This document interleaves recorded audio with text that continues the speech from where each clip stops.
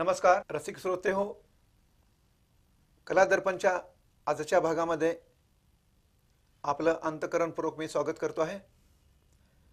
मित्र हो, आजचा भाग हा आपल्यासाठी एक एक वेगळी मेजवानी घेऊन आलेला आहे.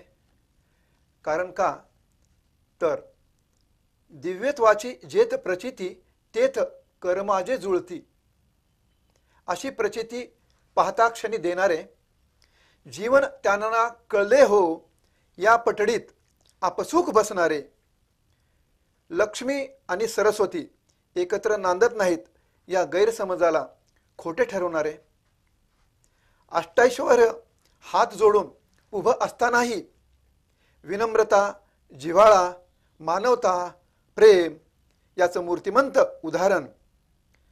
होय, आपण बरोबर ओळखलत, तेच आपले सर्वांचे आणि ज्येष्ठ कविवर्य ए.डी. जोशी सर.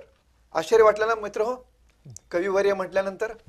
होय मित्र हो, आज आपण ए.डी. जोशी सरांचं एक वेगळं अंग पहिल्यांदा या कलादर्पणच्या माध्यमातून पुढे आणतो आहे, याचा आम्हाला अभिमान वाटतो आहे.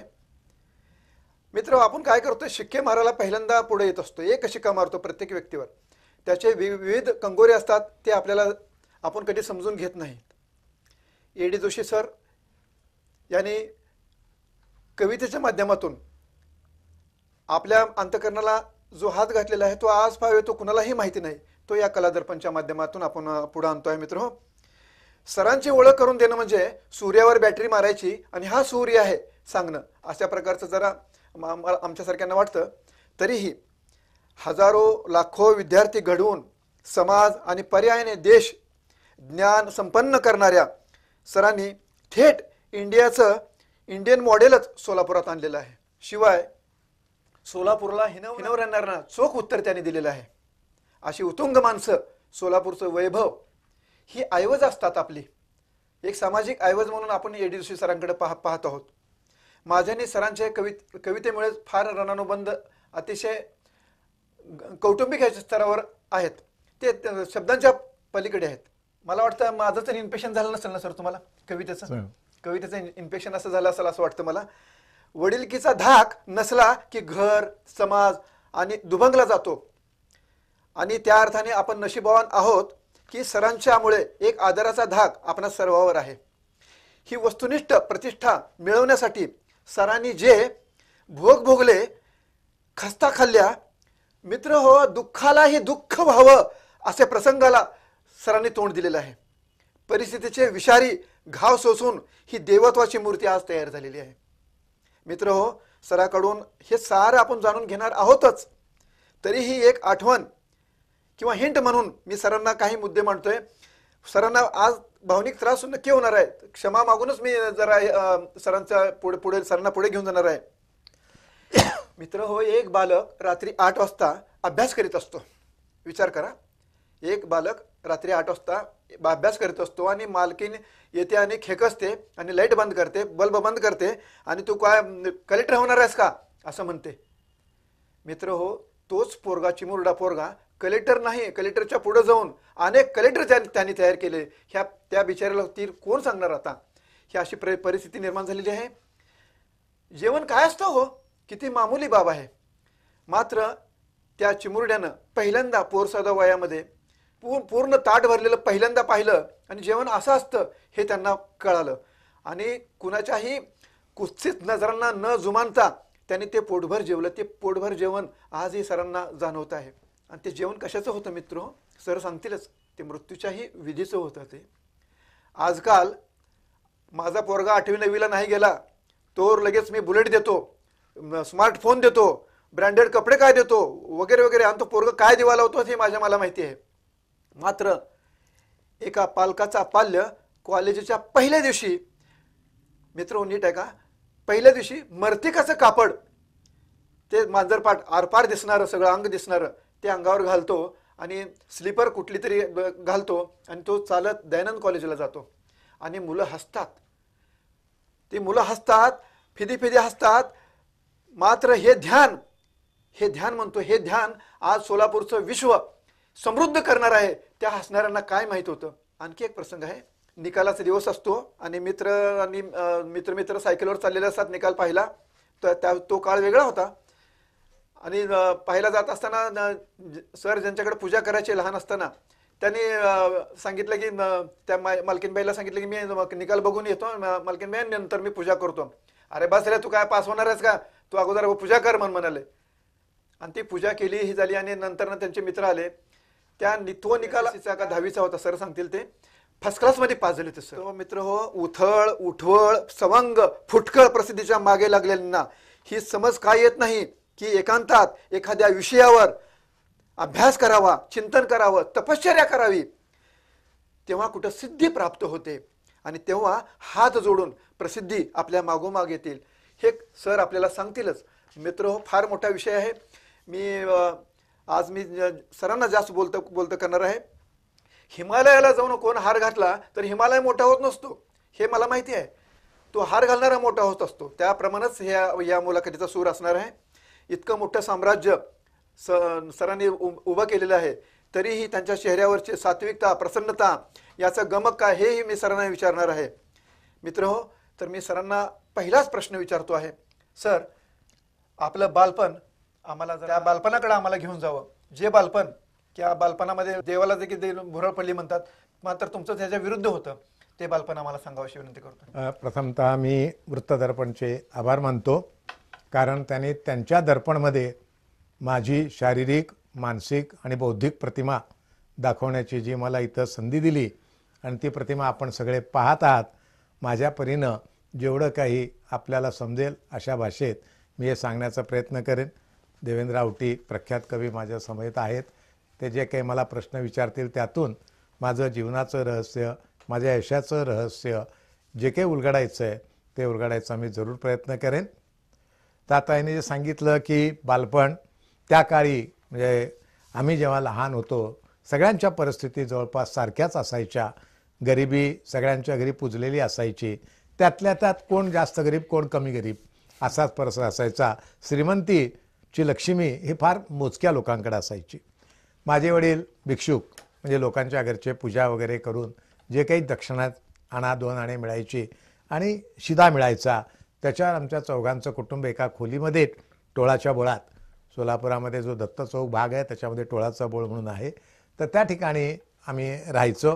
साहजिकच जे काही गरिबीचे चटके बसत असतात ते आम्हाला सगळ्यांना बसत होते, कारण रोजच्या उत्पन्नावर पोट, म्हणजे रोजंदारी म्हटल्यासारखं असंच असायचं.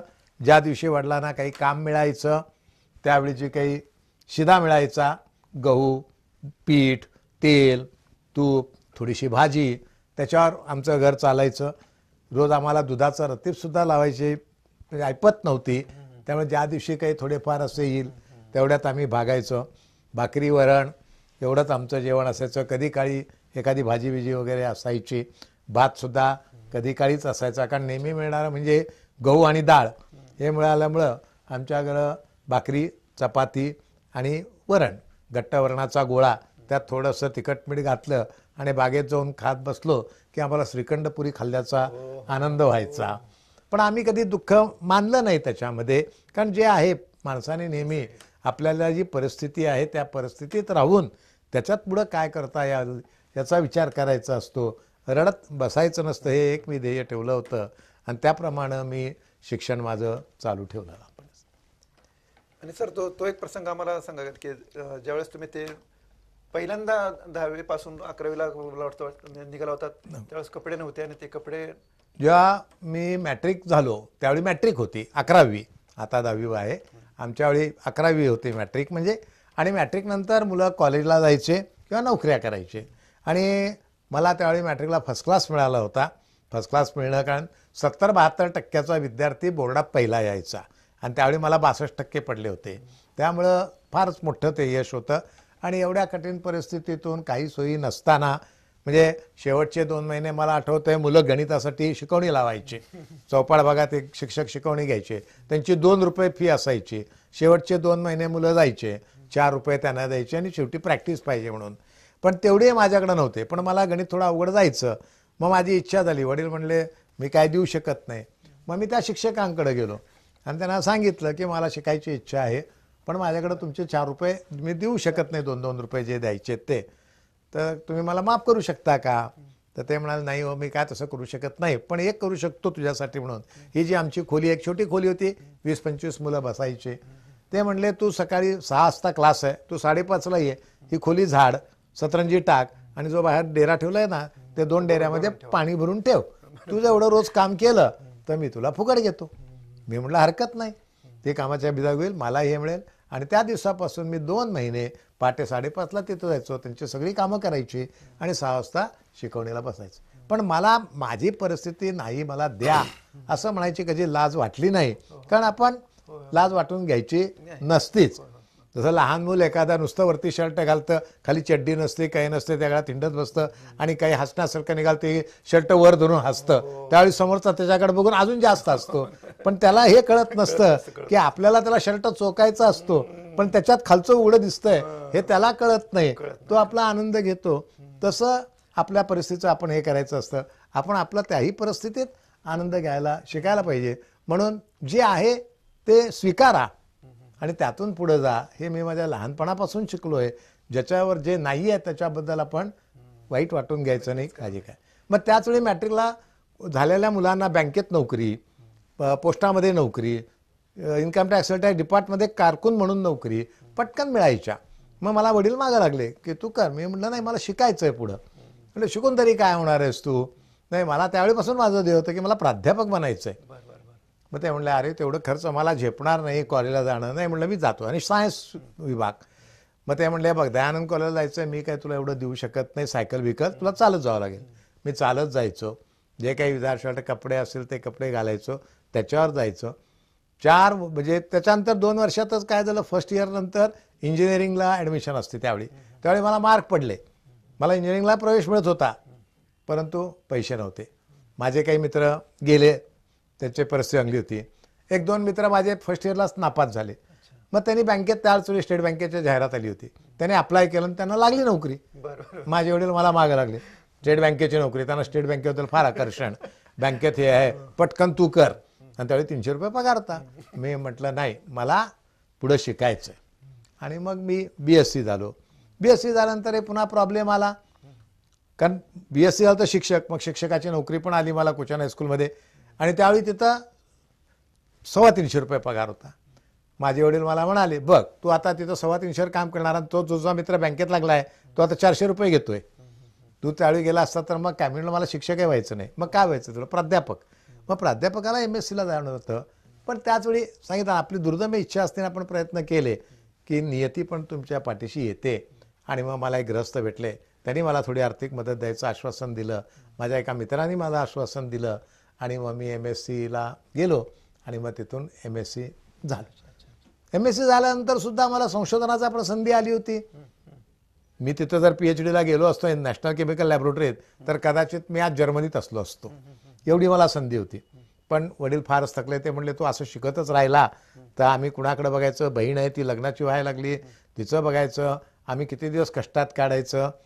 मग मला सोडावं लागलं. बरोबर होतं त्यांचंही, त्यांना आज आनंदाचे दिवस दाखवणं हे माझं काम होतं. मग मी दयानंद कॉलेजमध्ये 1970 साली डेमॉन्स्ट्रेटर या पदावरती रुजू झालो. आणि त्यावेळी माझा पहिला पगार 418 रुपये काहीतरी होता. मग मला वडील म्हणले काय केलंस तू मग एवढं करून? आता ते तुझे मित्र, त्यावेळी ते माझे मित्र 500 रुपयाला गेले होते. म्हणले त्यांना क्लार्क होऊन 500 रुपये बँकेत पगार मिळतो, तू इथं डेमॉन्स्ट्रेटर म्हणजे सर्वात खालची पोस्ट, की ज्याच्याहून पुढं तू कधी होणार प्राध्यापक, कधी होणार हेड ऑफ द डिपार्टमेंट. पण आता हे नव्हतं. म्हटलं मी यातनंही पुढं काहीतरी करून दाखवेन. आणि मग मी तिथं जॉईन झालो. करता करता हळूहळू मग मला बढती मिळत गेली. मी लेक्चरर झालो. शिकवण्याच्या आवडीमुळं विद्यार्थ्यांमध्ये मी शिकवण्याचा मला पहिल्यापासून व्यासंग होता दांडगा. मग मला सगळे विद्यार्थी म्हणाले सर तुम्ही कोचिंग क्लासेस का सुरू करत नाही? कारण त्यावेळी कोचिंग क्लासेस फार जोरात चालायचे. बाकीच्या कॉलेजचे विद्यार्थी माझ्याकडे यायला लागले.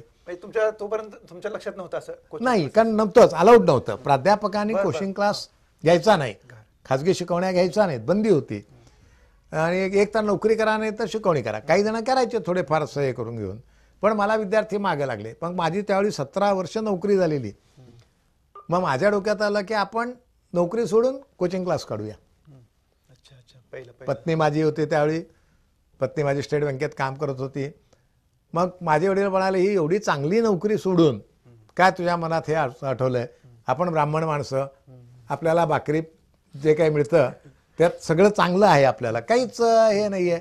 बरं, त्यावेळी माझा फ्लॅट झाला होता सोलापुरात, चांगल्या प्रकारचा फ्लॅट होणं, कारण माझी मिसेस बँकेत असल्यामुळे आम्हाला कर्ज मिळालं.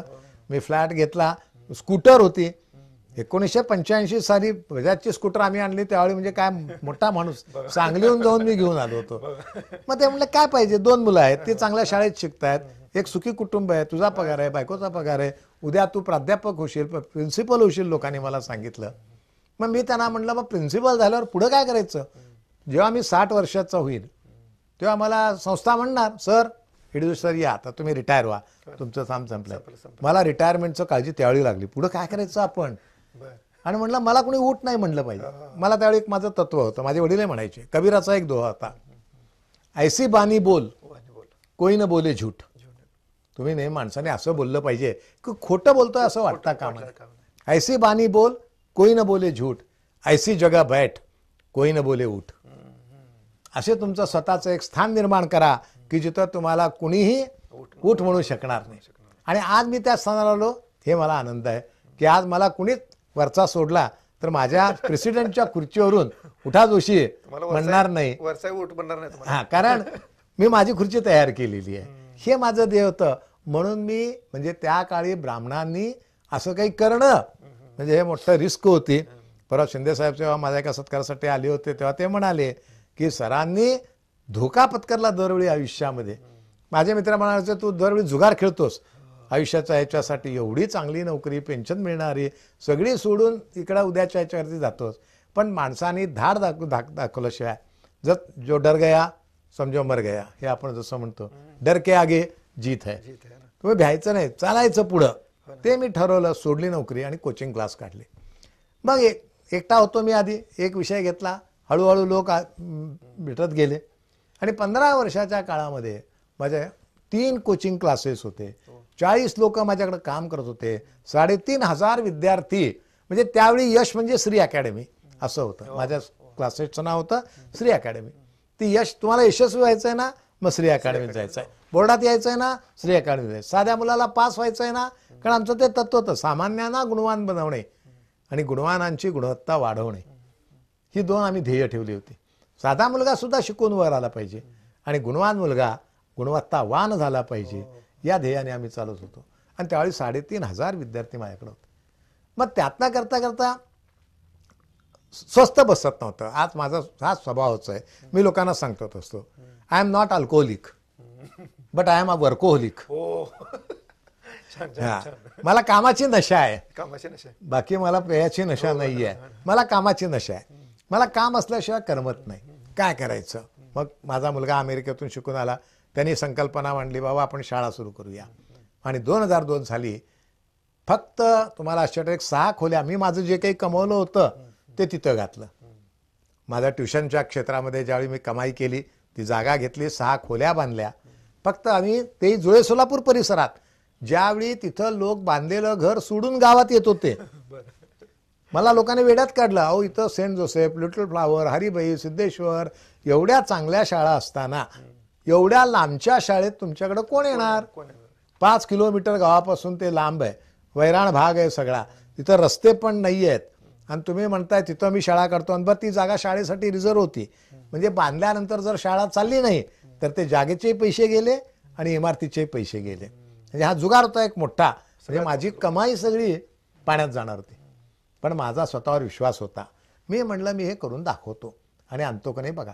फक्त 6 खोल्या बांधल्या, 5 शिक्षक, त्यात मी आणि माझा मुलगा, आम्ही 2 शिक्षक होतो, दुसरे 3 शिक्षक घेतले आणि एक छोटी बस मुलांनी आणण्यासाठी. आणि पहिल्या वर्षी माझ्याकडं 150 विद्यार्थी एनरोल झाले. तरी मला इतकं आश्चर्य वाटलं की 1ली, 5वी, 8वी वर्ग आम्ही सुरू केले. 3 वर्गामध्ये 50-50 मुलांची ॲडमिशन झाली. 150 लोकांनी माझ्यावर विश्वास ठेवला. मला जे स्फुरण चढलं, म्हटलं एवढ्या लांबच्या ह्याच्यात, कारण माझे कोचिंग क्लासेसमधली 15 वर्ष, आधीची 17 वर्ष, 32 वर्ष माझी सर्व्हिस झाली होती. 1947ला काम केलं होतं. 1947ला माझा जन्म झाला. 2002ला मी शाळा काढली. म्हणजे 55व्या वर्षी मी शाळा सुरू केली. म्हणजे त्या काळामध्ये 50 एवढ्या प्रमाणात आपण चांगलं हे सुरू करणं हे अवघड होतं, पण मी धाडस केलं आणि आता 2002 ते 2018 या 16 वर्षात जर तुम्ही पाहाल तर 500 मुलं जे 150 मुलं होते ती आज आमच्याकडे 12,000 मुलं आहेत. जी आमची वाहतुकीची एक बस होती ती आज 35 बसेस आहेत. आणि जे माझ्याकडं 5 शिक्षक त्यावेळी होते आज माझ्याकडं 562 शिक्षक आहेत. आणि आमच्या 5 शाळा आणि 3 कनिष्ठ महाविद्यालय आहेत. आता आम्ही पुण्यातही माझ्या मुलांनी मुळशीला शाळा काढली, प्रॉपर पुण्यात आम्ही शाळा काढतोय. मुंबईला उळवे म्हणून वाशीमध्ये एक गाव आहे तिथं आम्ही शाळा काढतोय. म्हणजे आता सोलापूर सोडून आम्ही पुणे मुंबई या ठिकाणी सुद्धा आम्ही प्रस्थापित केलेलं आहे. आणि एवढे लोक माझ्याकडे काम करत आहेत. मग त्याच्याच जोडीला मग आम्ही आर्थिक याच्यात पडलो.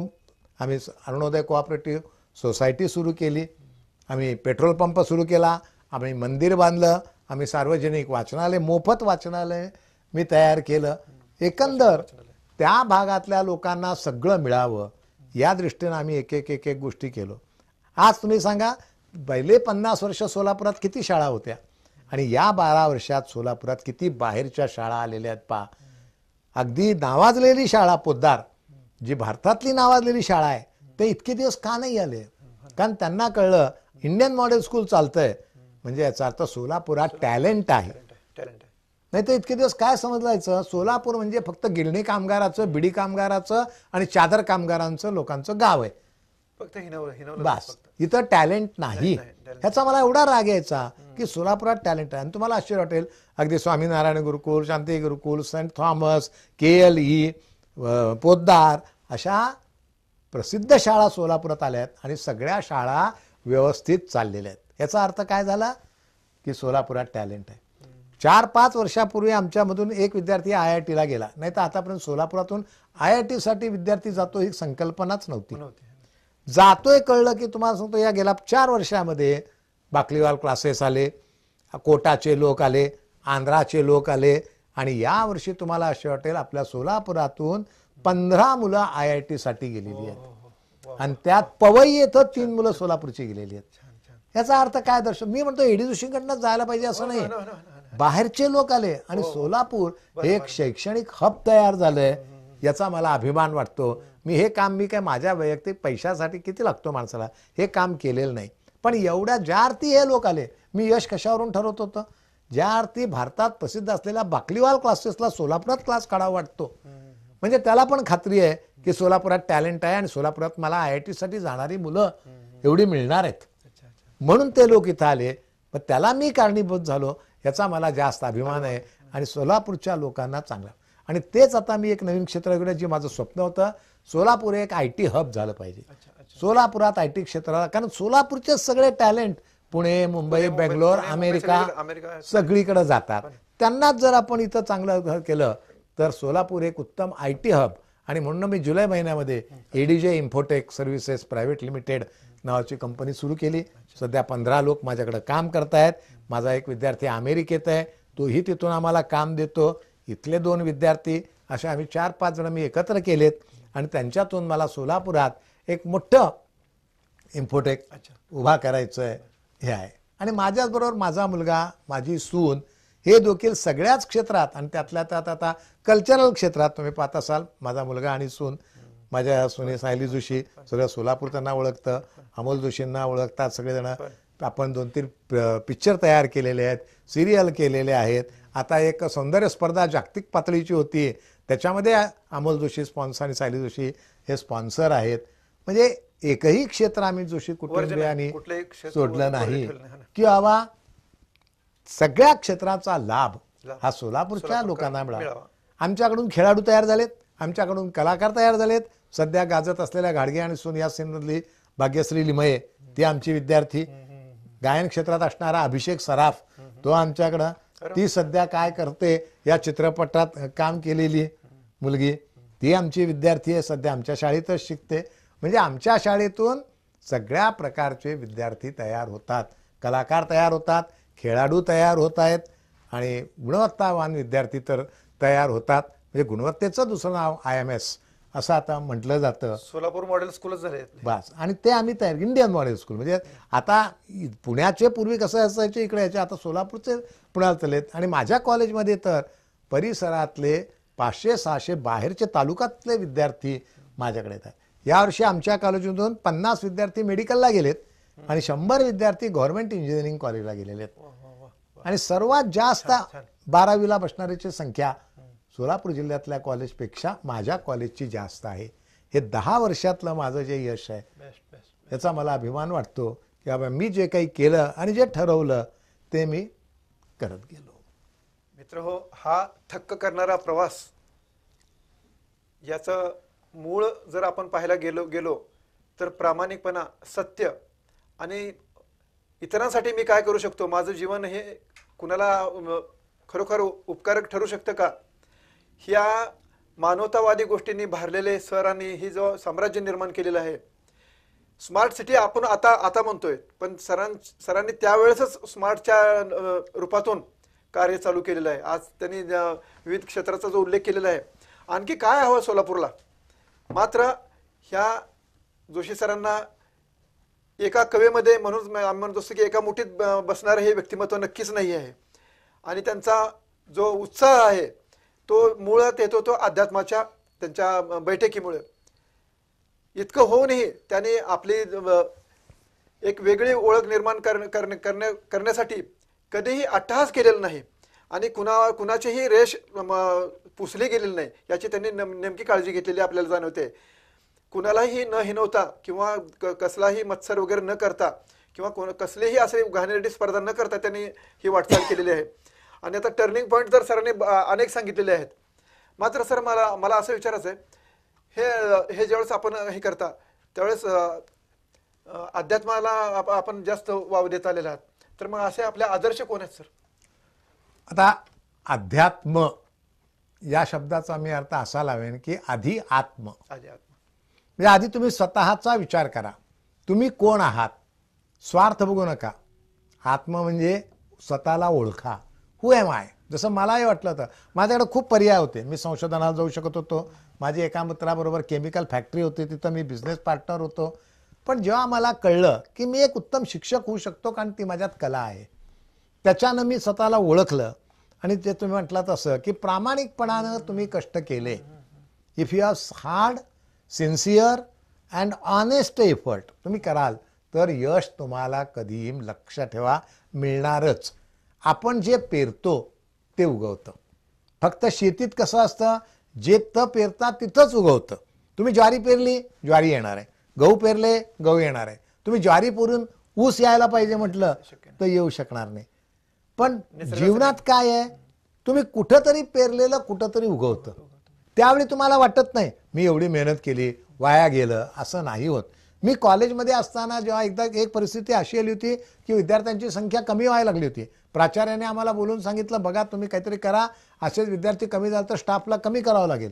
मग मी त्यावेळी नवीन नवीन स्कीम आणल्या, काम करायचो, दुसऱ्यांना काम करायचो. लोक मला ओरडायचे, तुम्हाला काय मिळतं का, तुम्हाला काय अडलंय का, तुम्ही करता आम्हालाही कामाला लावता, कॉलेज बघून घेईल की तुम्हाला काय कॉलेज सत्कार करणार आहे का, कॉलेजचे विद्यार्थी गुणवत्ता यादीत आले तर काय बोर्ड तुम्हाला हार घालणार आहे का, इतकं म्हणायचे. मी त्यांना म्हणायचो नाही, जे काम आपल्या वाट्याला आहे ते प्रामाणिकपणे केलं पाहिजे. तुम्हाला काय मिळणार. आणि जेव्हा आज तेच मित्र मला रिटायर झालेत भेटतात तेव्हा मी म्हणतो बघा मला काय मिळालं कळलं ना, मी त्यावेळी पेरलं होतं, आज उगवलं. पण ते उगवलं, तुम्ही नाही पेरलं म्हणून तुम्ही तसेच राहिलात. म्हणून प्रत्येकाने हे लक्षात ठेवायचं आहे, आज तूप खाल्लं की उद्या रूप येत नसतं. आज फेस क्रीम लावलं तर लगे उद्या मी गोरी होते ते जाहिरातीत असतं, 7 दिवसात गोरे व्हा असं नसतं. तुम्हाला वाट पाहावी लागते. जन्मलेल्या बाळाने लगेच रांगत जावं असं जर आई म्हटली म्हणू शकते का कधी? त्याला वेळ आहे. तो स्टेप बाय स्टेप. मग आईला काय करावं लागतं, त्याच्यासाठी कष्ट करावे लागतात. त्या बाळाला व्यवस्थित खाऊ पिऊ घालावं लागतं, तेव्हा ते रांगतं. ते आईचे कष्ट आहेत. तसं तुम्ही कष्ट करा. आणि आपल्याला काय असतं माहिती का, रिझल्ट इमिजिएट पाहिजे असतो आयुष्यात. शॉर्टकट पाहिजे, दुसऱ्याच्या कष्टाचं मला कसं मिळेल. आणि जे आता तुम्ही म्हणला की मुलांना या सवयी लागल्यात, मी तर नेहमी सांगत असतो की आजकाल मुलांना ट्रेनिंग देण्यापेक्षा काउन्सिलिंग करण्यापेक्षा आई बापांना करायला पाहिजे. आजचे आई वडील चुका करतायत. होय. त्यांना काय वाटतं, माझा बाप गरीब होता, मला साधी सायकल पण मिळाली नाही, आज मी पैसे मिळवतोय, माझं पोरगं मोटरसायकल लागतं ना, मी त्याला देणार. जेव्हा नकार पचवायला हे शिकवतच नाही. 8वी पर्यंत लाड करतात, 9वी पर्यंत, आणि जेव्हा 10वीला ते पोरगं उलट बोलायला लागतं मग जागे होतात. मग म्हणतात, अरे म्हटलं तुम्ही आधी इतके वर्ष काही केलं नाही. मग त्यांना काय वाटतं, म्हटलं तुम्ही तुमच्या बापाशी कॉम्पिटिशन केली, मला माझ्या वडिलांनी दिलं नाही, त्याचा नशिबाने मिळतंय ना. मग कधी आई म्हणते, कधी बाप म्हणतो, आणि त्याचे लाड पुरवता. कौतुक आणि लाड. आजचे पालक काय करायलेत, मुलांचे लाड करायलेत. आमचे वडील आमचं कौतुक करायचे, चुकलं 2 लाथाही घालायचे. कौतुक आणि लाड याच्यामध्ये फार मोठी स्पष्ट म्हणजे अशी अंधुकरेषा आहे. कौतुक हे शाब्दिक असतं, लाड हे वस्तुनिष्ठ असतात. मुलांनी एखादं चित्र काढलं, बाप खवळतो, काय चित्र काढत बसला, घे अभ्यास कर, पहिला ये, तुला मी हे घेऊन देतो बघ, आमिष दाखवतो. लाच द्यायला तिथून सुरुवात होते. उलट तो जे चित्र काढतो त्याच्या पाठीवर थाप मारा ना, अरे वा काय छान चित्र काढलंस हा तू. समजा एखादा मुलगी नाच करायली घरात, काय नाचते, तुला काय नाचून काय हे व्हायचं का नाही, चल अभ्यासाला बैस. अभ्यासाला बैस आणि माणक मिळव, हे एकच ध्येय असं आजकालच्या पालकांना वाटायला लागलंय. त्यांच्या मनाचा आपण, आणि मग त्याच्यासाठी द्या, मग मी तुला क्लास लावतो, तुला हे करतो, तुला एवढे पैसे दिले. आपण द्यायचं, त्यांनी मागितलं की त्याच्या तोंडात दिलं पाहिजे, हातात दिलं पाहिजे. मग त्यालाही काय वाटतं, बाप आणि आई हे एक अनेक वस्तू देणारं दुकान आहे, जे आपल्याला फुकट मिळतं. बाकीच्या दुकानात पैसे जातात, बाप ते पैसे देतो, मला फुकट मिळतं. मग ते कधी आईकडे हट्ट करतं, कधी बापाकडे हट्ट करतं. ते बरोबर हुशार असतं, ते पॉलिटिक्स खेळतं, ते त्याला कळतं कधी बापाला गंडवायचं आणि कधी आईला गंडवायचं, आणि दोघेही गणतात. आणि जेव्हा वेळ जाते तेव्हा जागे होतात. तोपर्यंत त्याला नकार शब्द आवडत नसतो, आणि मग त्यावेळी तुम्ही त्याच्या विरोधात गेलात, त्याचं डोकं फिरतं, आणि मग तो काहीतरी आत्महत्या करतो, काहीतरी त्या प्रकाराला जातो. म्हणून पहिल्यापासूनच जी किडकी पानं असतात रोपाच्या वेळी, ती छाटली तरच त्याचा वृक्ष चांगला होतो. ती जर आपण नाही छाटली तर ते होत नाही. म्हणून आजच्या पालकांना मी एक सांगेन, तुम्ही मुलांचे फालतू लाड करू नका. त्याला योग्य त्यावेळी योग्य त्या गोष्टी द्या, जे गरजेचं आहे ते द्या. तुम्ही काय करता, अवास्तव देता आणि त्याच्यावर इच्छा लागतात. मला इंजिनियर होता आलं नाही, तू इंजिनियर हो, काय पाहिजे ते मी देतो बघ. मी जर आज माझ्या मुलाला म्हणलं असतं असं, असं नसतं. त्यांची जाणीव घ्या. पालक म्हणतात, हा एवढ्याशा मुलाला काय कळतो. मी त्यांना सांगतो, पोरगा हा बापाचा बाप असतो, हे लक्षात घ्या. कारण तुमची जीन आहे ते सुधारित येणार ना. जसं एखाद्या पुस्तकाची दुसरी आवृत्ती ही सुधारित आवृत्ती असते. तुम्ही तुमच्या वडिलापेक्षा हुशार होता, तुमचा मुलगा तुमच्यापेक्षा हुशार असणारच, कारण आता दोघांचे जीन्स चांगले आलेले आहेत. त्यामुळं त्याला हिणवू नका, तुला काय कळतंय म्हणू नका, त्याला सगळं कळतंय. त्याचं मत जाणून घ्या ना, त्याला काय पाहिजे, काय करायचंय. तुमच्या अतृप्त इच्छा, हे लोक काय समजतात, ती माझी प्रॉपर्टी आहे, माझा मुलगा म्हणजे माझी प्रॉपर्टी, माझ्या खानदानचं नाव वर करणार नाही. तुम्ही त्याचे फक्त कस्टोडियन आहात. तुम्ही त्याला मोठं करायचं आणि त्याची त्याला करायला सोडून द्यायचं, त्याच्या इच्छाचा. पण आपण पालक काय करतो, त्याच्यावर आपल्या इच्छा लादतो, आपली न झालेली स्वप्न, पूर्ण झालेली स्वप्न त्याच्या डोळ्यात पाहायचा प्रयत्न करतो. असं करू नये. पण जर थोडं चुकीचं वाटत नाही सर, म्हणजे आता माझाच मुलगा मला वाटतं चुकीचं आहे, चुकीचं. त्याला काय वाटतंय ते बघा ना. त्याला काय वाटतं हे तुम्ही बघा. मग समजा त्याला चुकीचं वाटत असेल, त्याला समजावून सांगा. हे आहे ना, तुम्ही तुमची मतं लादली की ते चुकीचं आहे. की मला अरे त्याला जर एखाद्या कलेत आज आवड असेल तर ते कला करू द्या ना, तिला काय हरकत आहे. तुम्ही संधी द्या. करिअर म्हणजे काय, शिकायचं, मार्क मिळवायचे, एक पदवी घ्यायची, चांगली नोकरी करायची, पगार मिळवायचा, हे करिअर. असं नाही. करिअर म्हणजे काय, मनाला समाधान देणारं काम करणं, ही करिअरची व्याख्या. ही करिअरची व्याख्या. आज तुम्ही एवढ्या कविता लिहिता, तुमच्या कविता छान असतात, सगळ्या पेपरमध्ये येतात. मग तुम्ही वाईट बघा, मला गदिमा का होता आला नाही, मला गदिमा व्हायला पाहिजे असतं. अरे सगळ्यांनाच गदिमा होत नाही, पण सोलापूरचे गदिमा तुम्ही आहात ना. तुम्ही काही 4 लोकांना तुम्ही कविता वाचून त्यातला आनंद देताय, बाद झालं. हा आनंद किती महत्वाचा आहे. उद्या तुमच्या वेळी तुम्हाला जाय, तू काय कविता करून काय पैसे मिळवणार काय, 4 कविता छापला काय देतात का तुला पेपरवाले, असं जर म्हटलं असतं. तुम्ही तुमच्या पोटासाठी काय करता, नोकरी करता, आणि तुमच्या मनाच्या भुकेसाठी तुम्ही काय करता, कविता लिहिता. म्हणजे तुम्हाला 2 कविता सुचल्या की जो आनंद मिळतो तो मला वाटत नाही की तुमच्या नोकरीच्या पगारातला 1 तारखेला मिळणाऱ्या पगारामुळे मिळत नाही. अजिबात. हा, म्हणजे करिअर तुम्ही कशाला महत्व देता, जिथून तुम्हाला जास्त आनंद मिळतो. पैसे मिळवण्यासाठी करावे लागणारं हे उदरभरणं आणि हे मनभरणं. तुम्ही मनभरणं करता का उदरभरणं करता हे महत्वाचं आहे. सगळ्यांना काय वाटतं मला छान चोखे झाले, मला हे झालं पाहिजे, पण आज तुम्ही 4 लोक बसले त्यांच्यापुढे कविता वाचली, त्यात 2 लोकांनी टाळ्या वाजवल्या, तुम्हाला खूप मोठी प्रॉपर्टी मिळाल्यासारखं वाटतं. तुमचं पोट भरतं का? कारण तुमचं मन भरतं. मग तुम्ही जर असं म्हणून वाईट वाटून घेत बसलात, काय माझं हे झालं नाही, माझ्या एवढ्या कविता पुस्तकं मी छापली, काय खपली गेली नाहीत, काही मला त्यातनं रॉयल्टी किंवा तुमच्या पत्नी तुम्हाला मिळाला, काय एवढं छापलात हे केलात, काय 4 पैसे पण कवितेच्या पुस्तकाचे आले नाहीत, काय करायचं घेऊन त्याच्याऐवजी काहीतरी दुसरा धंदा बघितला असता, अजून 4 पैसे मिळवले असते. ते शेवटी आपण येतो कुठं? पैसे मिळवण्यावर. सर जरा तुम्हाला हे करतो मी आता. त्याच्यावर माझा एक लहानपणचा मित्र आहे, एका वर्गात आम्ही लहानाचा शिकळ, संपूर्ण अतिशय आमची घनिष्ठ मैत्री होती, आजही आहे. तो मला सतत म्हणायचा,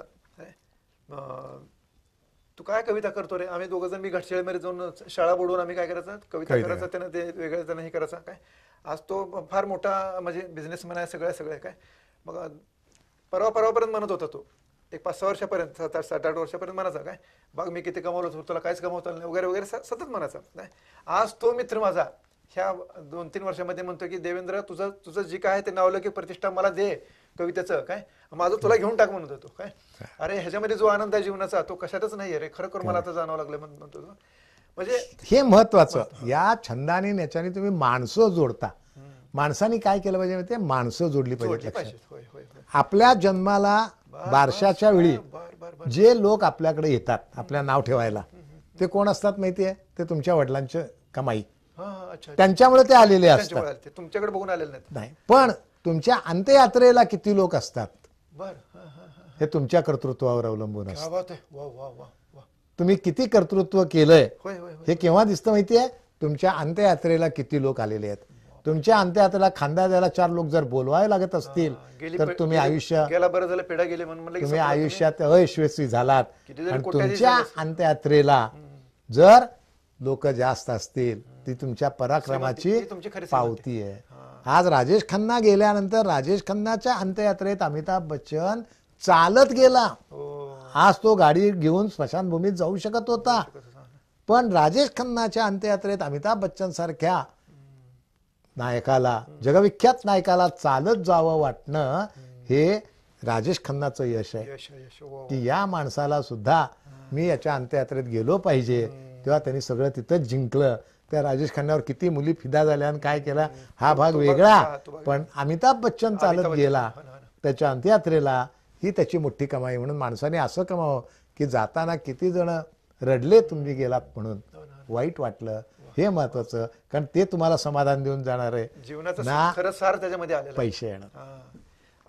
अमिताभ बच्चननीच एका ठिकाणी म्हणलेलं सर, त्यांचा विषय निकाल पण सांगतोय की त्यांनी म्हणलं की मला उगा प्रसिद्धी मिळत गेलेली आहे, पण तुम्ही अशी चूक करू नका सांगायचे की माझे वडील हे फार मोठे कवी होते, त्यांच्या मी पासंगालाही उरू शकत नाही, कारण माझ्या कवी वडिलांमध्ये जे होतं ते माझ्यामध्ये अजिबात नाही, तुम्ही माझा गवगवा करू नका असं म्हणायचे. म्हणजे हे कवीचं उदाहरण दिल्यामुळे, आणि त्यांच्या कविता असताना अट्टासाने कुठेही सादर करतात. हे कवीचं यश आहे.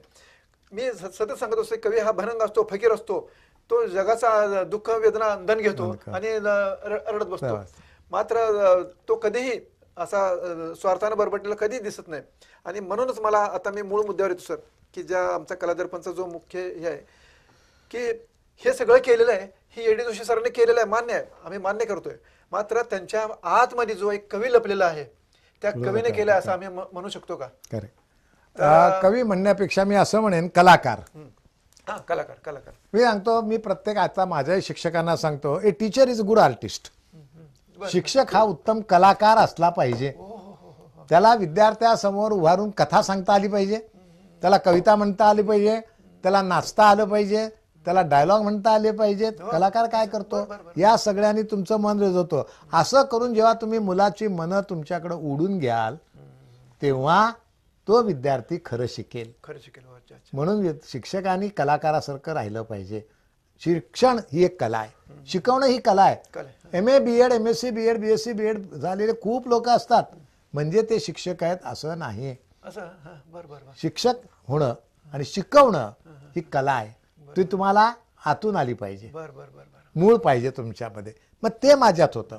माझ्याकडे कलेचं आवड मला फार होते. लहानपणापासून शाळेत असल्यापासून मी नकला करायचो, एक पात्री प्रयोग करायचो. मी माझा मित्र विद्याविकास शाळेमध्ये दरवर्षी गॅदरिंगला आमचे कामं हे ठरलेले. त्यावेळी सुद्धा मी छोट्या छोट्या कविता करायचो, गोष्टी लिहायचो. त्या माझ्या शाळेच्या मासिकातून वगैरे यायच्या. पण नंतर काय झालं, जेव्हा मी नोकरीत आलो आणि मग कोचिंग क्लासेस हे यामधल्या 40 वर्षाच्या काळामध्ये मला बिलकुल वेळच मिळाला नाही. कारण त्यावेळी माझं एकच ध्येय होतं की मला पैसे मिळवायचेत. का बरं? कारण कित्येक ठिकाणी मला पैशामुळं माझ्या गोष्टी अडल्या गेल्या. माझी स्थिती नाही, माझी परिस्थिती नाही. कित्येक छान छान मुली, चांगल्या आलेल्या, दिसायला छान, घराण्यातल्या छान, त्यांच्या वडिलांनी माझं स्थळ नाकारलं. का तर म्हणायचे त्यांच्या वडिलांचं काय आहे, वडील पळी पंचपात्र घेऊन भटजी भिक्षुक. त्या काळी मुलगा बघायच्या ऐवजी मुलाचा बाप बघितला जायचा. कुणाचा पोरगा आहे, भटाचा पोरगा आहे. त्यावेळी ब्राह्मणाला म्हणजे भट म्हणायचे. हा, भटाचा पोरगा आहे, ते काय रे, दोघाच्या घरी दक्षिणा काय बाप. एक जण तर वधू पिता एकाकडं म्हणलेलं मी ऐकलं, बाप पळी पंचपात्र घेऊन परत होता, पोरग खडूडष्ट घेऊन फिरतोय, काय फार फरक आहे. मला ते वाक्य एवढं लागलं. म्हणजे माणसाचं मोठेपण हे फक्त पैशाने मोजलं जातं. तुमच्याकडे बॅलन्स किती आहे. त्यावेळी मी ठरवलं, मी मोठा झाल्यानंतर माझ्या पोराला कुणी असं म्हणता कामा नये तुझा बाप काय होता. उलट असं म्हणलं पाहिजे, अरे यांचा मुलगा का, मग हरकत नाही. आणि हे करायचं असेल तर मला पैसे मिळवलेच पाहिजेत. आणि म्हणून मग मी कोचिंग क्लास, कारण कोचिंग क्लास हा व्यवसाय आहे शिक्षणाचा, पण मी त्याच्यात आलो. का बरं?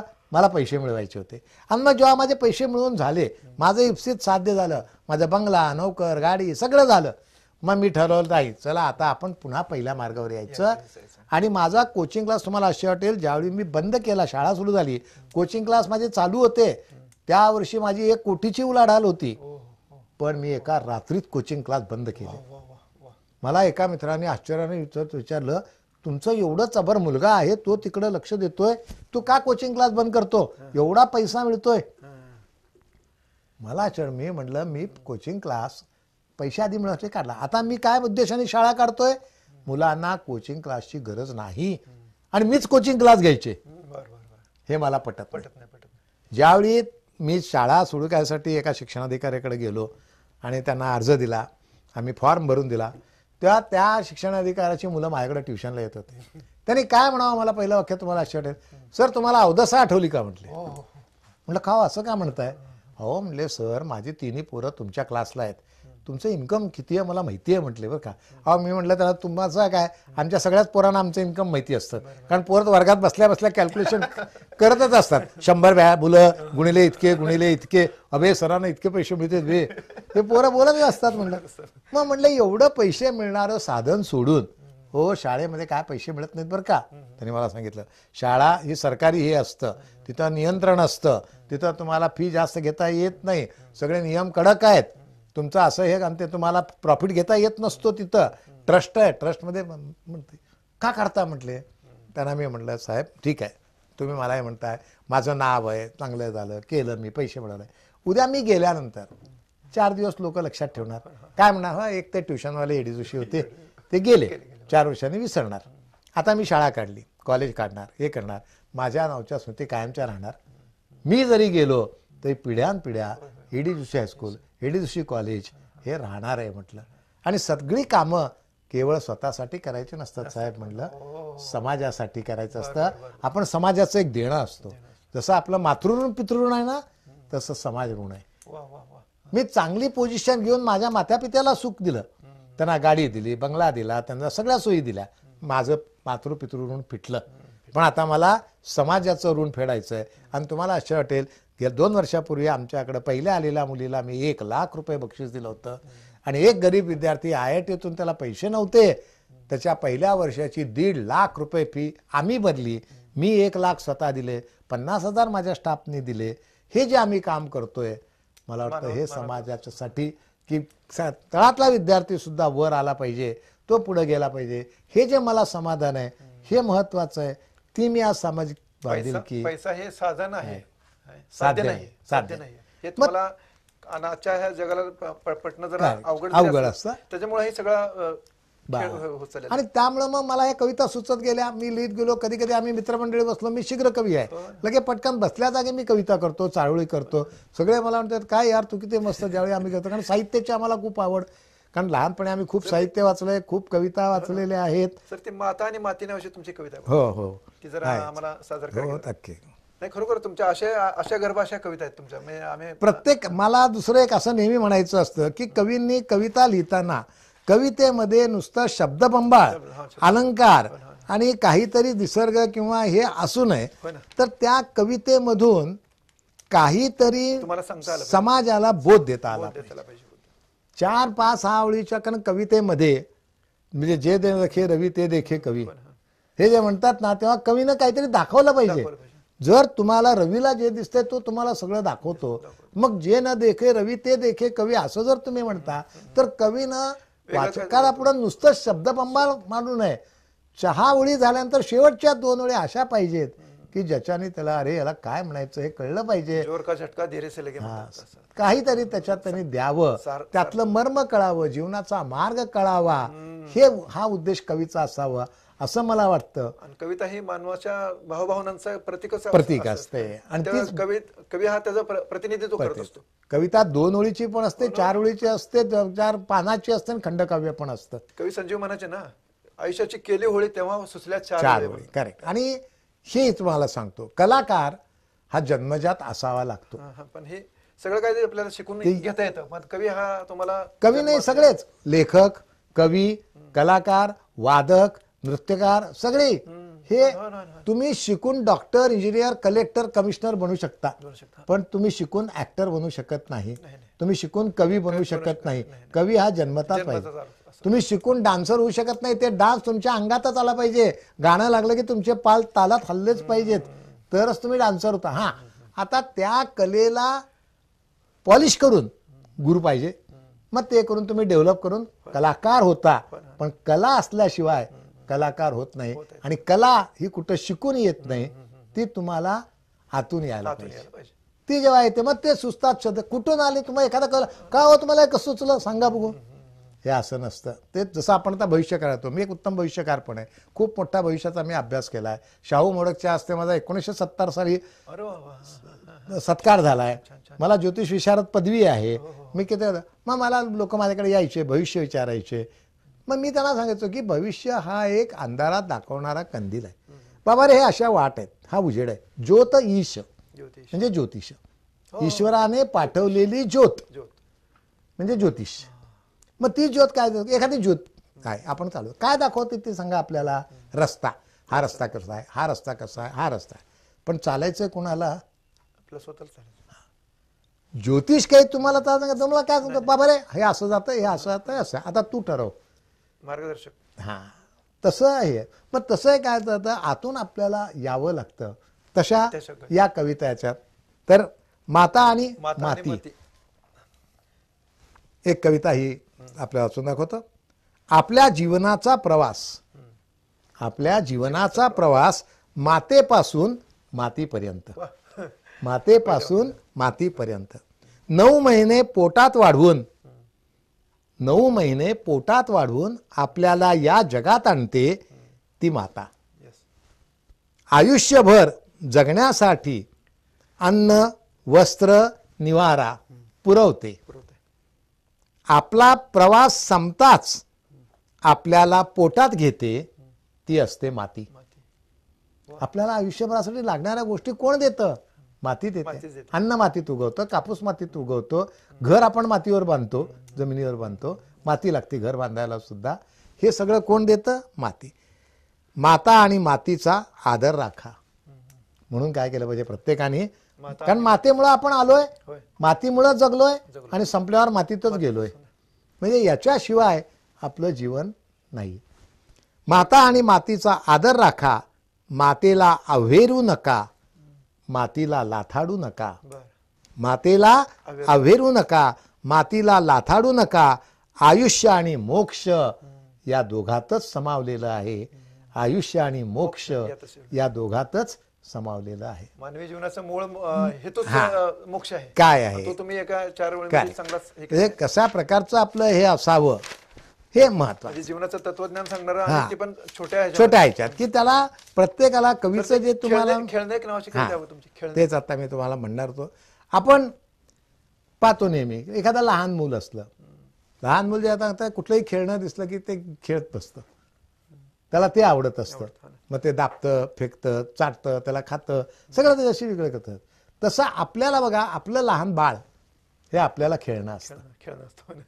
आणि आपण नियतीच्या हातातले खेळणे असतो. हो हो हो वा वा. याचा संबंध जोडणारी ही एक कविता आहे, खेळणे.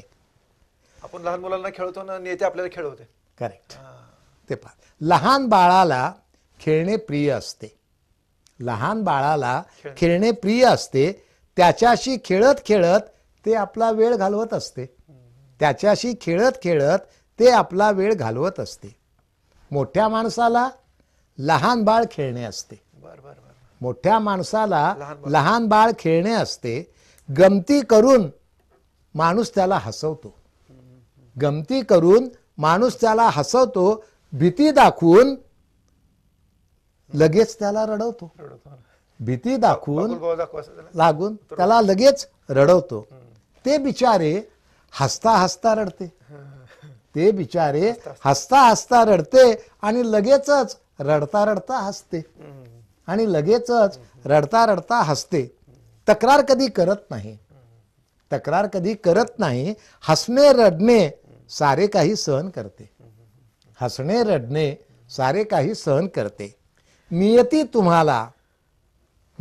तुम्हाला कधी सुख देऊन हसवते तर कधी दुःख देऊन रडवते. नियती तुम्हाला कधी सुख देऊन हसवते तर कधी दुःख देऊन रडवते. त्यातच तिला मजा वाटते. त्यातच तिला मजा वाटते. आपण तिचे खेळणे असतो. आपण तिचे खेळणे असतो. क्षणात हसणे, क्षणात रडणे. क्षणात हसणे, क्षणात रडणे बाळासारखे सहन करायचे असते. बाळासारखे सहन करायचे असते. नियतीकडे कधी तक्रार करायची नसते. नियतीकडे कधी तक्रार करायची नसते. म्हणूनच एका कवीनं असंच म्हणलेलं आहे की तुम्ही किती जरी मोठे झालात वयानं वगैरे सगळे, तर तुमच्यातला बालक हरवू देऊ नका. जीवनाचं सगळं तुम्हाला सुख मिळायला लागेल, आनंद मिळाला आणि ओरिजिनल मिळायला लागेल. फक्त बालक हरवू देऊ नका. कधी कधी मला माझ्यावर बी थोडीशी माझे मित्र म्हणतात तुम्ही अजून बालिशपणातून तू वर येत नाहीस काय. पण कधी कधी त्यांना त्याचं महत्व कळायला लागतं आणि ते म्हणतात की अरे खरं ह्याच्यामध्येच खरी मजा आहे, ह्याच्यामध्येच खरी गंमत म्हणून जे आता म्हटलं जातं साधनामध्ये सुख नाही तर आपल्या ह्याच्यातलं मान्यावर आहे. खरे. म्हणून ते म्हणतात ना, प्रौढत्वी निज शैशवास जपणे बाणा कवीचा असे, असं म्हटलं जातं. एका कवीने म्हणलेलं आहे, प्रौढत्वी निज शैशवास जपणे बाणा कवीचा असे. मी उलट म्हणतो, प्रौढत्वी निज शैशवास जपणे बाणा प्रत्येकाचा असे. प्रत्येकाने आपलं लहानपण हे उघड केलंच पाहिजे. त्यावेळी ते ठेवलंच पाहिजे. ते जितके दिवस तुम्ही ठरवाल ना तेवढे म्हातारे होत नाही. म्हणून प्रौढ पासून तुम्हाला म्हातार व्हायचं नसेल, आता आमच्या मोठ्या भावाला सांगायला पाहिजे, तुम्हाला सारखा मग तुझ्यातलं लहानपण कधी जाणार रे, मग तू सारखा लहान मुलासारखं तू वागतो बोलतो काय. पण कधी कधी ते आवश्यक बरोबर उत्तर दिले ते की त्या प्रौढत्वी तुम्ही जर लहानपण जपलत ना तर तुम्ही म्हातारे कधीच होत नाहीत. आणि इगो जे आपण सर मला काय म्हणायचं, ज्यावेळेस मी एखादा इगो घेतो किंवा काहीतरी मी जे नाही ते दाखवण्याचा प्रयत्न करतो त्यावेळेस मी इतरांना फसवत नाही तर मी स्वतःला फसवत असतो. एक्झॅक्टली. स्वतःला फसवण्यासारखं शल्य कुठलंच नाहीये. कुठलं जसं आहात तुम्ही तसं जर तुम्ही कराल तर आनंद म्हणजे तर शेवटी काय आहे काय. तसं साधनामध्ये गाड्या बंगल्यामध्ये पैशामध्ये जर असला असता, आता मी म्हणाल्याप्रमाणे सर साधनामध्ये गाडी बंगले वगैरे ज्याच्यामध्ये जर पैसा ह्याच्यामध्ये जर सुख असलं असतं तर अमेरिका ही मनशांतीची सम्राज्ञी झाली असते. पण आता तिकडे सगळी वकवक निर्माण झालेली आहे आणि ते आपल्याकडे राम राम करत लक्झरी करून यायला लागलेत. म्हणजे अध्यात्म शेवटी माणसाला जगण्यासाठी काही लागत नाही. तर ज्यावेळेस आपण काय देतो त्यावेळेस आपल्याला ते मिळायला लागतं. मग तुम्ही काय देता ते तुमच्यावर अवलंबून आहे. अशाच प्रकारचे तुमचे कविता आहे मला असं वाटतंय ह्याच्यामध्ये. नाही, आता मी तुम्हाला सांगायचं की कविता जशा मी लिहित गेलो तसे लेख माझ्या सगळ्या वृत्तपत्रातून लेख आलेले आहेत, सामाजिक लेख, कथा. त्याच्यानंतर मग मला काहीतरी ललित साहित्यावर लिहावं वाटलं. ललित कथाचं माझं आजचा अरुणोदय उद्याचा अरुणोदय हे पुस्तक प्रसिद्ध झालं. त्याच्यानंतर लोकांनी मला आग्रह केला की तुम्ही तुमचं आत्मचरित्र लिहा. मग माझं मी आत्मचरित्र लिहिलं. त्याची दुसरी आवृत्ती बाहेर पडली, ती संपली आता. आणि त्या पुस्तकातून एवढ्या लोकांचे मला किती पैसे मिळाले हे मी कधीच त्याच्यात विचार केला नाही. उलट तुम्हाला असे वाटेल माझेच तिथं घालावे लागले, पण मी ते पैसे मिळवण्यासाठी काढलंच नव्हतं. की माझ्या अनुभवातून 4 लोक जरी शाणे झाले, आणि तुम्हाला असे वाटेल जवळजवळ आतापर्यंत 40 लोकांनी मला सांगितलं की तुमच्या पुस्तकामुळे आमचं आयुष्य बदललं. ते मानगावचं एक प्रकरण हा. मानगावचं एक शिक्षक मला एका दिवशी फोन आला की म्हणले सर मी असं असं आहे, आणि मी आधी एका कंपनीमध्ये कामाला होतो. 15 वर्ष मी काम केलं. मला एक मुलगा मुलगी बायको घर आहे, आणि अचानक ती कंपनी बंद पडली. मग ती कंपनी बंद पडल्यावर काय करायचं म्हणून मग मी थोडंसं विचार करायला लागलो. मग माझ्या डोक्यात आलं चला आपण ट्युशन सुरू करूया. मग मी 5वी ते 10वी मुलांना शिकवायला सुरुवात केली. प्रत्येक वर्गाचे 2 मुलं 4 मुलं 5 मुलं 40-50 मुलं झाली एकूण. मला थोडे पैसे मिळत गेले. पण मला इतकं दिसायला लागलं काही कुणाला किंमत नाही आहे, विद्यार्थ्याला किंमत नाही, पालकांना किंमत नाही. चांगले मार्क मिळाले कौतुक करणार नाहीत, कमी पडले येऊन बोलणार काय हो तुमच्याकडे ट्युशन लावली काय उपयोग झाला नाही बघा, पैसे वाया गेले आमचे.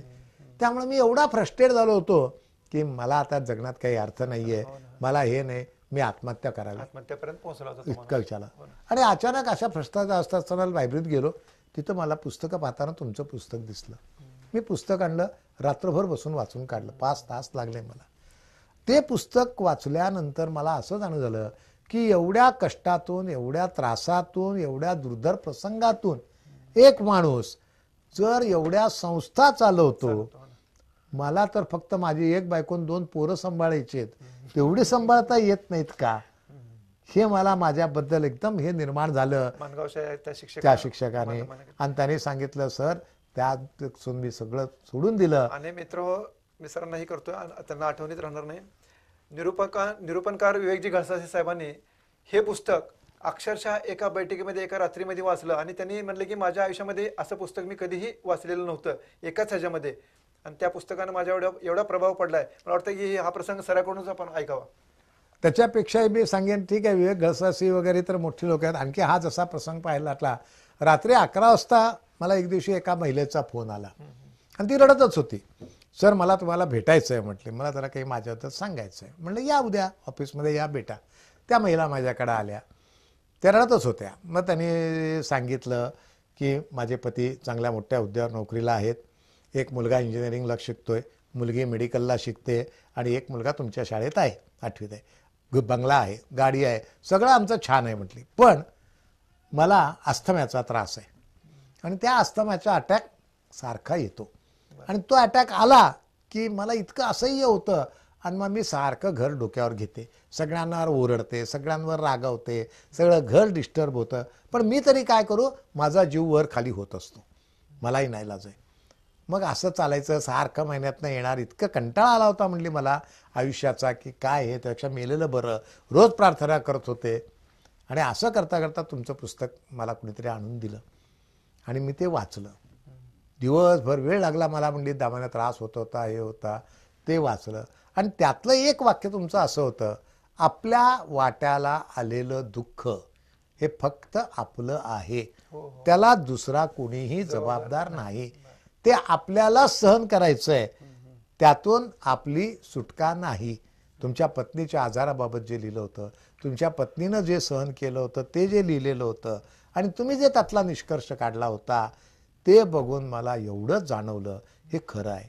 आणि मग मी ठरवलं उद्यापासून आपण आपलं दुःख सहन करायचं. मला खूप वेदना यायला लागल्या. माझं मी औषध घ्यायचे, बफे फवारा मारायची, हे करायची, शांत बसायची, वाचनात मन रमव, कामात रमव, उबळ जोरात आली अस्तम्याचं धाप आली तरी मी तापरे करून तोंडातून चकार शब्द काढत नव्हते. आणि मग मला 2 दिवस असं दिसलं, घरातलं सगळं छान वातावरण आहे, मिस्टर खुशीत आहेत, मुलगी छान तयार होत कॉलेजला जाती, मुलगा गाणं म्हणतोय, धाकटा मुलगा चांगला हे कळतोय, ज्याच्या त्याच्या चेहऱ्यावर हास्य आहे. असं आहे, हो ना. मग मला जाणवत होतं यांचं हास्य मी काढून घेतलं होतं, हो. मी हे करत होते. मग तिसऱ्या दिवशी माझे मिस्टर माझ्याकडे आले आणि मला म्हणले, का ग सध्या तुला बरं वाटतंय दिसतं? कारण मी काहीच आरडाओरडा करत नाही. त्यांचा असा समज झाला, तुला त्रास होता का, हे औषध लागू पडलेलं दिसतंय तुला आता? तर त्यानं सरळ मी सांगितलं, नाही मला सगळं तसंच होतंय. मग तू अशी गप्प कशी? मी तुमचं पुस्तक काढून त्यांच्या हातात दिलं वा वा, छान. आणि त्यांनी सांगितलं, या पुस्तकाने मला शिकवलं आपलं दुःख आपल्या वाट्याचं आहे, ते भोगल्याशिवाय आपली सुटका नाही. मग आपण दुसऱ्याचं सुख आपल्या दुःखामुळं दुःखात बदल करायचा अधिकार नाही. आणि मी शिकले. त्या पाया पडल्या माझ्या. त्या म्हणलं, सर तुमच्या. म्हणलं बाद झालं, तुम्ही एवढं आला, तुमचं आयुष्य झालं. म्हणलं माझ्या पुस्तकाचं जे काही मी खर्च केला होता तो फिटला. म्हणून हे आत्मचरित्राचं नाव क्षितिजा पलीकडे, बरोबर आहे, क्षितिजा पलीकडेच नेलेलं आहे हे पुस्तक. आणि हे वाचा तो धनंजय माने, जे प्रथित यश सोलापुरातले नंबर 1चे वकील ॲडव्होकेट आहेत, ते तर माझ्या या पुस्तकाचे खूप फॅन आहेत.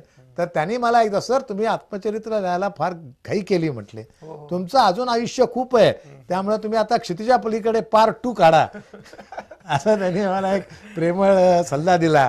कारण अजून त्याच्यानंतरही तुमचं जे काही जीवन आहे, तुम्ही जे काही करताय ते पुन्हा एक साठवणारं आणि परत समाजाला दाखवणारं असं एखादं पुस्तक असावं. त्यामुळे सगळ्या वाचकांचे मी आभार मानतो की माझ्या पुस्तकाचा त्यांना अशा प्रकारे फायदा झाला. म्हणजे मला कधी कधी वाटतं सर, मी मृत्यूवर प्रेम करणार आहे. मला वाटतं की मला हा तो थोडा गर्वच होता की मी, पण तुम्ही देखील मृत्यूचं स्मरण करतच जगत आलेलात. त्या मी एक संचारला तुमचा एक लेख वाचला होता, तुम्ही ह्याला गेला होता मानसरोवरला, कैलास मानसरोवरला गेलो तुम्ही, होतो. तुमचं एक वाक्य होतं त्याच्यामध्ये डिटेलमध्ये तुम्ही लिहिले की आता मला इथं मृत्यू जरी आला तर चालू शकतो, म्हणजे मला काय, माझ्या काय चिंता नाही. तर ती काय सर, ती काय? ते असं म्हणजे पूर्वीच्या काळी कसं असायचं, काशी यात्रेला गेला, चारधामला गेला, इकडं गेला म्हणजे आता काय येतोय का नाही, ते गेलं असं समजूनच. कारण तिथं कुठं तरी जर पडला तर हुडकायलाही कोणी नव्हतं आणि काही हे नसायचं. मग आम्ही जेव्हा कैलास मानसरोवरच्या मी सहलीला गेलो आणि जेव्हा तिथून ते कैलासाचं जे दर्शन दिसलं, म्हणजे कोण आहे, नियती आहे का नाही, ईश्वर आहे का नाही, आता हे ना माझा देवावर विश्वास आहे का नाही, कुणाचा किती, हा ज्याच्या त्याचा विश्वासाचा प्रश्न असतो. पण मी सगळ्यांना सांगत असतो, देव काहीही करत नाही, हे लक्षात घ्या. देव काही करत नसतो. गॉड, माझे त्याच्यावर सुद्धा एक कविता आहे. देव काय म्हणतो, गॉड. आपण म्हणतो गॉड म्हणजे काय हो, GOD, गो ऑन ड्युटी. तू तुझं कर्म कर, कर्म हाच खरा धर्म. पण आजची तरुणाई काय म्हणते, धर्म हाच खरा कर्म. म्हणून जे आज सिद्धिविनायकाला लोक पाठवत जातात, साईबाबाला जे लोक लोटांगण घालत किंवा चालत जातात, किंवा आई राजा उदो उदो म्हणून जे जातात, अरे देव सुद्धा सांगतो बाबा रे काम कर. पर तुझ्या, आपण जातो देवाला नवस बोलतो, देव म्हणतो, राम म्हणतो मला वनवास चुकला नाही, तुला मी काय चुकवणार. फक्त एक काय, मग देवाला जायचं कशाला, मला किती जण विचारतात. देवाला म्हणायचं, देवा रे माझ्यात जे काही येईल माझ्या वाट्याला ते सहन करायची शक्ती दे. सुख आलं त्यातनं मी उन्मळू नये किंवा फार शेफारू नये, आणि दुःख आलं त्यातनं मी निराश होऊन आत्महत्या करू नये, एवढं बळ तू माझ्या दे. देवाला आपण गेलो, अरे जाऊन परीक्षेच्या काळात सगळे मुलं जाऊन पाया पडतात, त्याकडे मारुतीला तर 11 प्रदक्षिणा घालतात लोक. अरे मारुतीला 11 प्रदक्षिणा घातल्यानं तुम्हाला गणित थोडंच आठवणार आहे. तुम्ही जर अभ्यास केला असेल, आज आपण म्हणतो अक्कलकोट स्वामी म्हणतात भिवू नकोस मी तुझ्या पाठीशी आहे. अरे पण तू चाल ना, तू जर चाललाच नाही, स्वामी काय सांगतात, तू चाल, घाबरू नको, तू चांगलं होणार आहे. पण तू जर म्हणला नाही स्वामी माझ्या पाठीशी आहेत, मी आता इथं बसतो, तुझी प्रगती होणार आहे का? हा, म्हणून देवाचा उपयोग कशासाठी करून घ्यायचा, आपलं मानसिक बळ वाढवण्यासाठी. देव तुमच्या दैवात जे लिहिलंय ना ते कधीही चुकत नाही, एवढं लक्षात ठेवा. फक्त त्याची वाट पाहत आपण बसायचं नाही, कारण कदाचित लिहिलेलं असतं तू प्रयत्न केल्यावर तुला मिळणार आहे, मग तू प्रयत्न. मग मी तिथं गेल्यावर जे पाहिलं आणि मला अक्षरशः वाटेल तिथं अनुभूती झाली. अक्षरशः शंकराची पिंड दिसला, सगळी ती ज्योत दिसली पिवळ्या रंगाची, आसमंत सगळा असा छान भरलेला. पहाटेच्या वेळी 3:30-4 वाजता मी मानसरोवरात आंघोळ केली. त्यावेळी असं सांगतात ते अमुक येतात, किन्नर येतात, देव येतात ना, तिथं आंघोळी करतात. तसं काही तिथं दिसत नाही, काही नाही, पण एक वातावरण तिथं असं असतं की असं पाहिल्यावर असं वाटतं की झालं आपल्या आयुष्यातलं आपण सगळं आता केलेलं आहे. म्हणून म्हटलं तिथं एक द्वार होतं, ते यमद्वार म्हणायचे त्याला. बाहेरून मी यमद्वाराचं विचारले, येऊ का मी आत, येऊ का मी आत. देव म्हणाला, वत्सा जा तू परत, कारण अजून तुला बरंच काही करायचं आहे, अजून तुझा भोग संपलेला नाहीये, त्याच्याशिवाय तुला आज जाता येणार नाही. ते कर आणि मगच नंतर ती कैलासवारी खरी असेल. तिथं काय आहे त्या गोष्टी आधी झाल्या पाहिजेत, मगच तुम्हाला प्रवेश असतो. म्हणून प्रत्येकाने जर ठरवलं ना, कर्म हाच खरा धर्म आहे. प्रत्येकाने धर्म, आपल्याकडे काय झालंय, धर्म रस्त्यावर आलाय आणि कर्म घरात लपून बसलं, त्यामुळे प्रगती होत नाही. तुम्ही कर्माला रस्त्यावर आणा आणि धर्माला घरात बसवा. तुम्हाला जे काही धर्म पूजायचा ना, तुम्ही घरात 4 भिंतीच्या आत तुम्ही त्या फोटोला घेऊन त्याच्यावर डोकं ठेवून बसा, कोण नाही म्हणत नाही. तो रस्त्यावर आणू नका. आणि गपलं तिथं झालेले, म्हणून हे सगळं वाद इथंच जिथं झाले. त्याच्याऐवजी तुम्ही काय करा, कर्म करा. कर्म केलं की आपोआप येतं. म्हणून कर्म हाच खरा धर्म आहे. पण आजची तरुणाई धर्माच्या मागं लागलेली आहे. जेव्हा तरुण 25 वर्षाचे लोक जेव्हा अशा प्रकारे जातात तेव्हा फार वाईट वाटतं. अरे त्याच्याऐवजी तुम्ही काम करा. काम अमेरिकेत जा तुम्ही, 80 वर्षाचा म्हातारा सुद्धा तुम्हाला डिपार्टमेंटल स्टोअर झाडताना दिसेल. तो काय म्हणतो, मला येतं, माझ्या अंगात ताकद आहे, मी काम करतो. आणि कुठलंही काम हलकं समजू नका. ते काम आपण प्रामाणिकपणे केलं पाहिजे. एखाद्या शाळेमध्ये प्रिन्सिपलला जेवढं महत्व आहे, शिक्षकाला जेवढं महत्व आहे, तेवढंच तिथं चपराशाला पण महत्व आहे, लक्षात घ्या. कारण चपराशी जोपर्यंत वर्ग स्वच्छ आणि टेबल बेंचेस आणि फळा स्वच्छ ठेवत नाही, तोपर्यंत मुलांना तिथं शिकावं वाटणार नाही. म्हणून तो सुद्धा तितकाच महत्वाचा आहे जितका शिक्षक आहे. आणि शिक्षक काय शिकवतो हे बघणारा प्राचार्य आहे, तेव्हाच ती संस्था चांगली चालते. म्हणून हॉस्पिटल स्वच्छ ठेवणाऱ्या चपराशाने कधी म्हणायचं नसतं, अरे तुझी ती रूम स्वच्छ असेल तर त्या पेशंटला बरं वाटेल ना, मी त्या पेशंटला आनंद देतोय, डॉक्टर त्याचा आजार बरा करतोय, पण तुझंही काम तितकंच आहे. म्हणून प्रत्येकाने आपलं कर्म प्रामाणिकपणे करावं, तुम्हाला आनंदही मिळेल आणि त्याचा मोबदलाही मिळेल. तेच मी आयुष्यभर करत आलो. मी सगळ्या क्षेत्रात गेलो, अष्टावधानी, काही काय म्हणतात अष्टपैलू जसे असतात, मी तर बहुपैलू व्यक्तित्व आहे. मला सगळं येतं. मला वाचनाची आवड आहे, लेखनाची आवड आहे, कवी आहे, मी भविष्यकार आहे. मला सगळं तुम्ही या संबंध जग मी फिरून आलेलो आहे. त्यामुळे कुणालाही काही ट्रॅव्हलिंग पाहिजे असेल मी माहिती देऊ शकतो. मला खाद्य आवडतं, अजूनही मी सगळे पदार्थ व्यवस्थित खातो. उत्तम खवय्ये आहे आम्ही. उत्तम गवय्या नसलं प्रत्येकाने गावं. मी तर सांगेन, गाणं हे प्रत्येकाच्या आयुष्याचा एक भाग आहे. प्रत्येक जण बाथरूम सिंगर असतो की नाही सांगा, आपण मनसोक्त गायचं, कारण आपल्याला त्याच्यातून काय मिळतं. जन्मल्यानंतर रडणं बी एक गाणंच आहे ते. करेक्ट, रड गाणं आहे ते, रड गाणं. त्यामुळे ते गाणं हे शेवटपर्यंत आपल्याला. म्हणून मी सगळ्यांना एकाच आडवायचं देईन, गाणं म्हणत राहा. लहानपणी आयुष्य, तरुणपणामध्ये फिल्मी गाणे, मग रामनाम सत्य, देव गाणे, म्हातारपणी देव गाणे, जाऊन रामनाम करत बसायचं, हे देव गाणे. इकडे हे रोमाने गाणे, ही गाणी. म्हणजे आयुष्य त्याचा. जर प्रत्येकाने लता मंगेशकर, आशा भोसले, मोहम्मद रफी व्हायला पाहिजे असं नाहीये. अरे मी माझं गाऊन 4 लोक मला आनंद होतो ना, मला आनंद मिळतो ना, बस झालं. प्रत्येकाने आपला आनंद घ्यावा. फक्त एकच लक्षात ठेवावं, आपला आनंद दुसऱ्याच्या दुःखावर आधारित असता कामा नये. आपली इमारत दुसऱ्याच्या प्रेतावर उभारलेली असू नये. हे जर तुम्ही पाळलं, मी हसताना समोरच्याच्या डोळ्यात जर अश्रू येत असतील तर माझं हसणं हे शापित आहे, त्याचा शाप मला लागलेला आहे. जसं आपण म्हणतात एखादी रेष आहे, सगळं समाजामध्ये हेच चालू झालेलं. करेक्ट. तुम्हाला दुःख दिल्याशिवाय मला सुख मिळत नाही, तुमचं वाईट केल्याशिवाय मी चांगला होत नाही, तुम्हाला वाईट म्हणल्याशिवाय मला चांगलं म्हणत नाहीत. बस हे इथंच गपलत झालं. आणि भरकटलेले जीव आहेत, म्हणजे मला केव येते. करेक्ट. जे कोणी असतील ते. एखादा मोठा झाला, एखाद्याने मोठी रेष वले, चला एवढी काढलं का, थांबीची पुसतो, असं कशाला म्हणतात तुम्ही. अरे तुम्ही मोठी रेष काढा ना, त्याच्यापेक्षा तुम्ही मोठी रेष काढा. ती रेष मी दोष देत असेल तर तो माझ्या गुणातला हे माझा फॉल्ट आहे. तो तुम्ही ज्यावेळी एखाद्याकडे एक बोट करता, उरलेली 4 बोटं तुमच्याकडे असतात, लक्षात ठेवा. त्यामुळे ते शिका. मी सगळ्यांना सांगतो, तुम्ही यशस्वी व्हा, पण तुमच्या यशाची इमारत ही दुसऱ्याच्या प्रेतावर उभारलेली असणार नाही. मला वाटतं ह्या मुलाखतीचा हाच संदेश असणार आहे. हा संदेश जर आज प्रत्येकाने पाळला ना, तुम्ही दिलेला हा संदेश खरोखर सर काय. तुम्ही बघा 400 मीटरच्या शर्यतीमध्ये जेव्हा खेळाडू धावतो तेव्हा तो काय बघून धावत असतो. त्याचा ट्रॅक ट्रॅक आणि पुढचं हे आणि त्याची टांग कुठं जाते तो कधीही शेजाऱ्याकडे बघत नाही. कारण जर तो शेजारच्याकडे बघायला गेला त्याचं कॉन्सन्ट्रेशन कमी झालं की त्याची एक ढांग कमी झाली की तो मागं पडणार. तो कुठला पडतो त्याला खेळ शिक्षकांनी काय सांगितलं असतं, तू समोर बघून पळ, शेजारी काय करतात हे बघू नको. पण दुर्दैव काय होतं माहितीये, आपण शेजारचे काय करतो हे बघायला जातो आणि आपला ट्रॅक उसरून जातो. त्या अर्जुनाला फक्त डोळ्यातला हे दिसत होतं म्हणतात. करेक्ट. हे जसं आहे तुमचं ध्येय, आपण काय करतो नेहमी म्हणून म्हणतात ना की दुसऱ्या अरे तो मागं पडला, तो किती मागं पडला बघू. अरे तो किती मागं पडला बघू नका.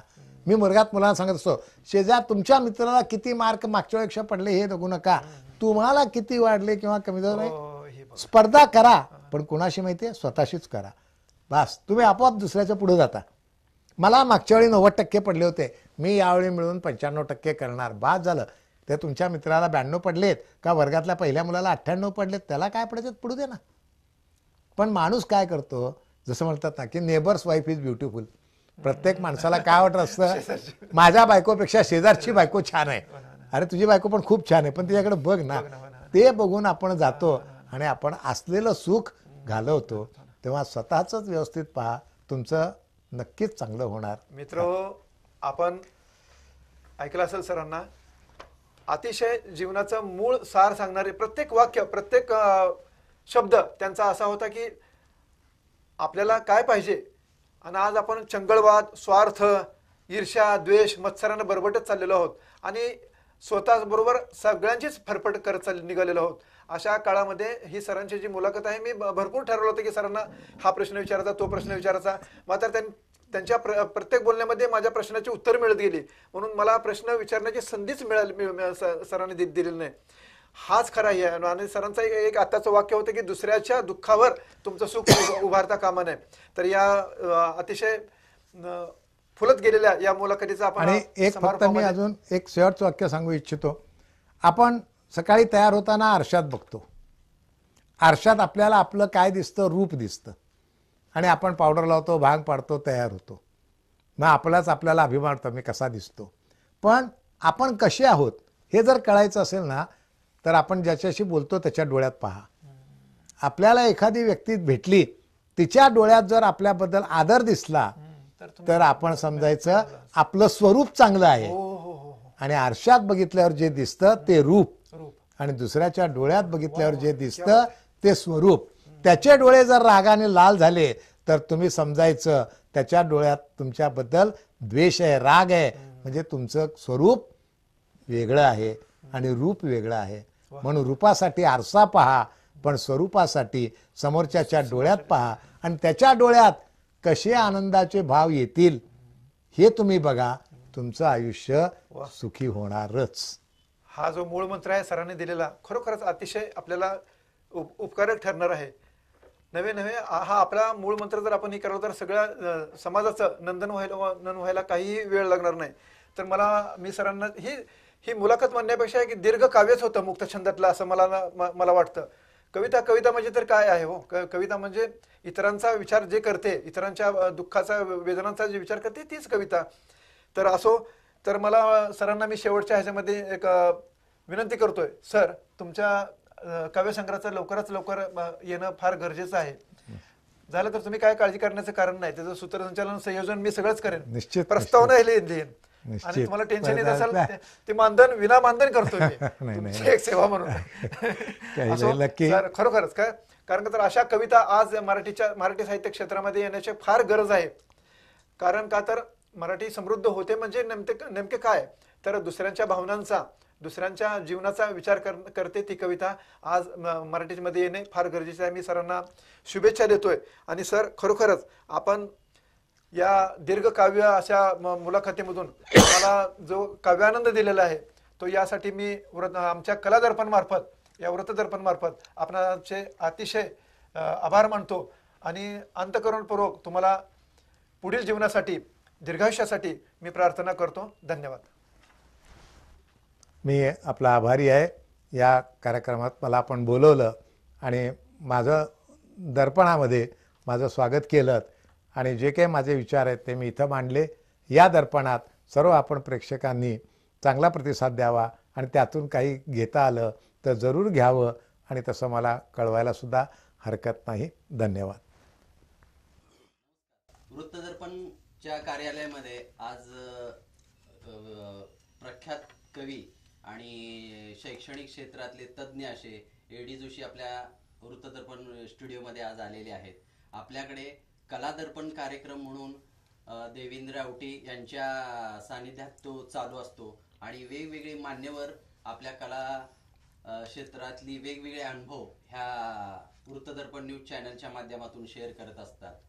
इवलेसे रोप लाविले द्वारी त्याचा वेलू गेला गगनावरी. ज्या ए.डी. जोशींनी सोलापूर क्षेत्रामध्ये शैक्षणिक कार्य चालू केलं त्याचा वृक्ष एवढा मोठा झालाय.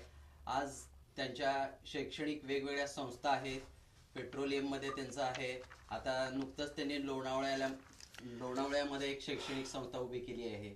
असे सर्वव्यापी सांस्कृतिक क्षेत्राशी निगडीत असलेले ए.डी. जोशी आपल्या कार्यालयामध्ये आलेले आहेत. तर त्यांचा सत्कार आहेत वृत्तदर्पणचे ते सचिन जाधव हे त्यांचा सत्कार करतील.